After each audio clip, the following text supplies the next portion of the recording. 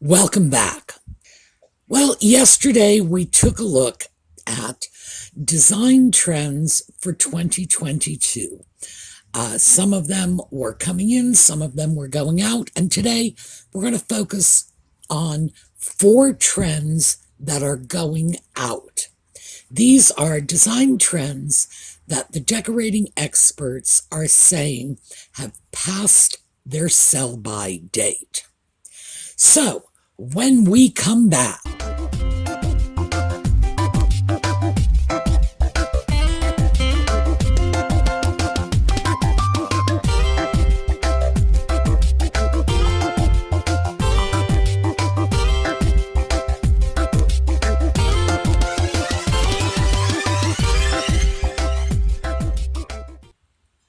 well, the first design trend that is passing by the wayside is one that's a perennial favorite with a lot of our viewers, and that's farmhouse design. Now, farmhouse design, and we see a lot of the elements here, tends to involve a lot of white, a lot of wood, a lot of distressed finishes. Now, as we look at these pictures, we're going to end up seeing a few things, one of which is farmhouse design tends to incorporate a couple of the other designs that are sort of fading out of fashionability in 2022. Primarily, the complaint the designers have about farmhouse decorating is too much inauthentic, rustic furniture. In other words, overly distressed and faux distressing. In other words, the pieces are not original old tables and chairs. They are tables and chairs and whatever else have you that are designed to look old and look distressed, but in fact, they're brand new and they are mass produced, which is another thing the designers seem not to like. And as you will notice, there are some things that we've already discussed, like the open shelves that seem to be very common for this decorating style. And we've already discussed that that is something that's going away. One of the things I noticed as I was looking at these images is the empty picture frame thing. And I was very surprised by that because that was a thing more than 10 years ago. And frankly, I thought that had passed by the wayside long ago, but it still seems to be a feature of farmhouse design. Some of the other things we have here, and we'll talk more about this later, are signs, signage in the home, and subway tiles. So as we look at these designs, some of them may appeal to you, some of them certainly appeal to me. In particular, the repurposed designs and the spaces that are really unique. I've tried to give you a nice assortment of images here of living rooms, dining rooms, kitchens. And the things that the designers are complaining about, in addition to, thank you, Audie, in addition to the overly distressed, mass-produced furnishings, are the overabundance of farmhouse elements. In other words, the designers are saying it's too overdone.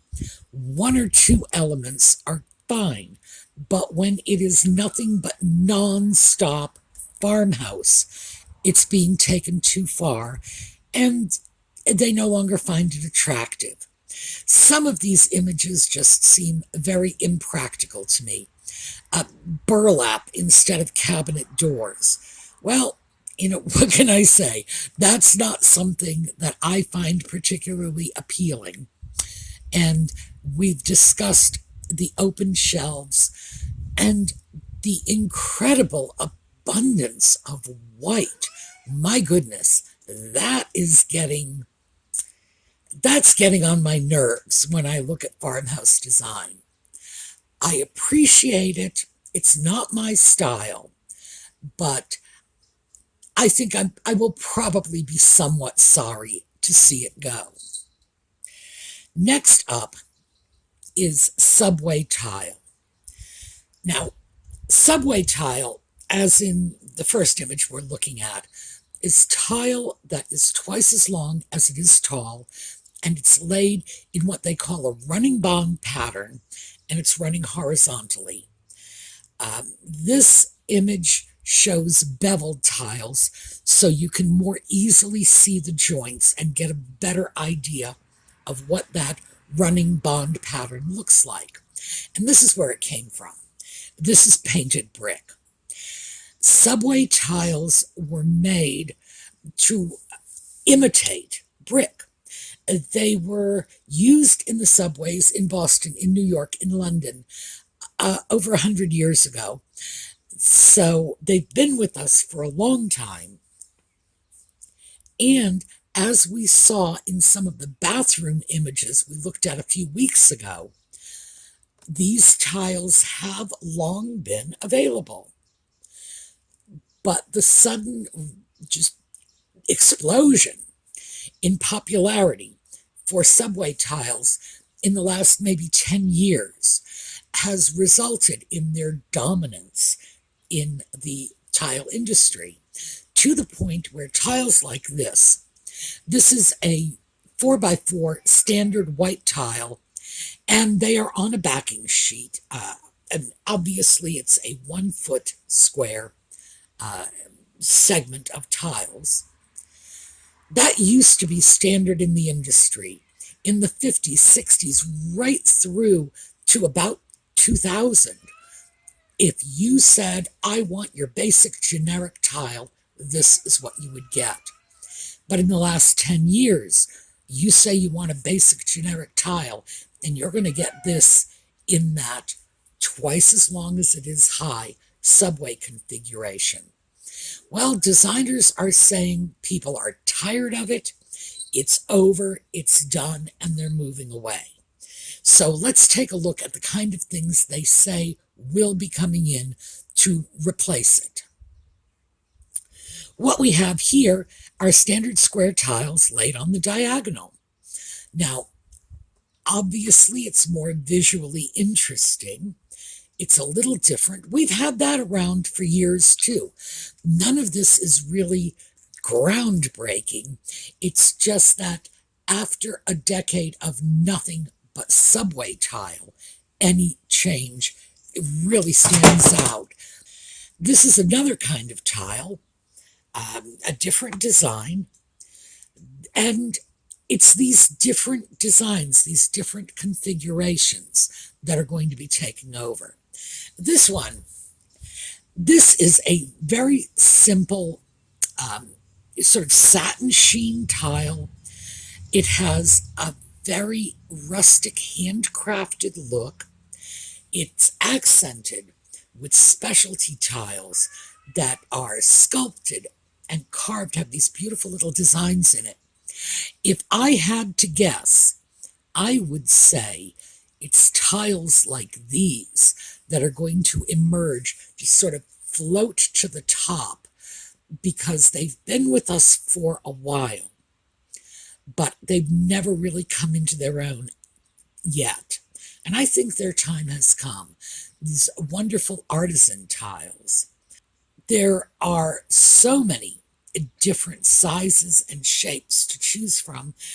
The image you're seeing now is blue tiles, hexagonal tiles, just something to break away from that running bond brick look. And this last is a light sort of pastel lavender gray tile.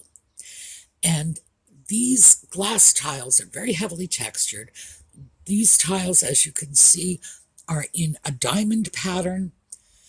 And this is what designers are telling us. New, interesting, different. Tiles are still going to be with us, but we're going to see more variety. Frankly, I think that's a good thing. Another trend that they tell us is passing away is industrial design. Now, I like industrial design. I will be honest with you. I love the huge expanse of these windows. I like the whitewashed brick. I even like the raceway wiring on the walls. I like everything there is to like about it. It's not the way I am currently living, but could I move into that space and be comfortable? Sure, I could, especially when I look at these fantastic windows. But as I say, the thing that I like about it is the play of the very rustic walls, the factory windows, the beautiful old scarred and repaired wood floors against sleek furniture. I find it appealing. And so I've gathered a bunch of images for you, and I think it's easy to see why this is falling by the wayside. It's a very specific look. This is not a look for the suburbs. This is not a look for the country. This is not a look for the deep south. This is a look of the industrial Northeast. And that means it appeals to a few people. It doesn't have a universal appeal. It never really has. But the thing is, the movers and shakers are in New York City. They are in Boston. They are in the insurance empire in Hartford. These are people with a tremendous amount of money, and they can influence styles. So, yeah, their industrial loft look probably gained more prominence than it really had a right to, simply because it was associated with those fabulous big cities and the glamour of Manhattan. In some ways, I'll be sorry to see this go, but I have to admit, it was not a look for everyone, and it was not a look that most people could replicate in their own homes. You really had to be living in one of those loft apartments or a converted factory building, or you needed the physical space for it. You can't achieve that design simply with your furniture. You gotta have the windows. You gotta have the 15-foot ceilings. You gotta have the brick walls and the wood floors. Next up, and this is our last one, and this is signage. The design experts are telling us that we are no longer going to be cluttering our walls with our personal, political, religious, and social sentiments. And I have to say, that's probably a good thing, because frankly, I don't want to see live, love, laugh again on anyone's wall as long as I live. So I've got some images here, and they are varied. We're starting off with an image showing real, genuine antiques. We've got a baby crib converted to a settee. We've got some beautiful old lighting fixtures. We have a genuine old sign on the wall. And then we move in to this clutter of signage and empty frames and windows and whatever else have you. And you start to see what the designers are objecting to. So much of this cluttered signage looks like it was just picked up at TJ Maxx or Michael's or some other discount home goods store and stuck on the wall. And we see this again and again. In this image, we've got two images here. It's basically the same general group of stuff, the same signs, along with the egg beaters and the whisks and the salad set here. No, it simply has the look of one of those chain restaurants where they have that pseudo-rustic decor, but it's the same in one restaurant to the next. It doesn't matter if you're in Des Moines or Albuquerque or Bangor, Maine. The stuff on the walls is all identical. It has an astoundingly fake look. Funny thing is, this signage was meant to express individuality. The people who began doing this were truly expressing something very personal. And then suddenly it just became the Kmart of personal decorating.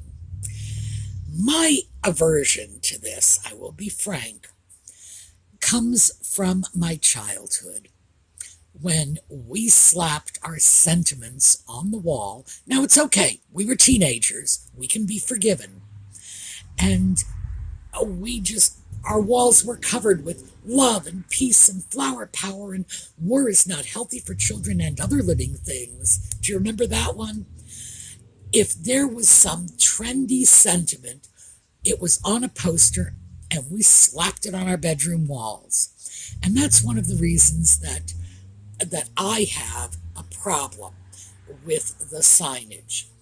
The decorators have a very different problem with it, and that is it has just gotten to be so fake. It has gone from being unique and interesting and personal to cookie cutter and staged. So, this is what I have for you today. Just passing trends that are moving out, going away. Most of us are not sorry to see some of these go.